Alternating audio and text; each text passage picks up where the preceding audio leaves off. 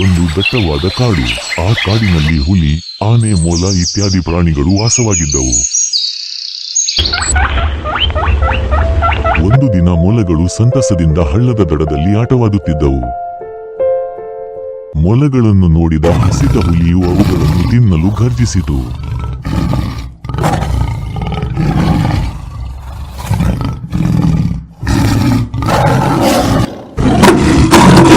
ಹುಲಿಯ ಘರ್ಜನೆ ಕೇಳಿದ ಮೊಲಗಳು ಆನೆಯ ಬಳಿ ಹೋಗಿ ಹುಲಿಯಿಂದ ರಕ್ಷಿಸಲು ಕೇಳಿಕೊಂಡವು.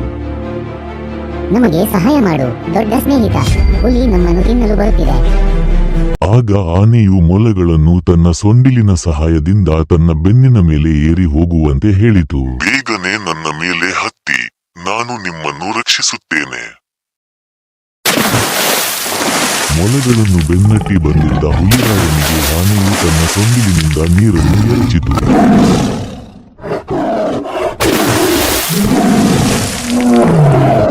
ನಾನು ಮತ್ತೆ ಮೊಲಗಳ ಹತ್ತಿರ ಹೋಗುವುದಿಲ್ಲ. ನೀರಿನ ರಭಸಕ್ಕೆ ಹೆದರಿ ಹುಲಿಯು ಓಡಿ ಹೋಯಿತು.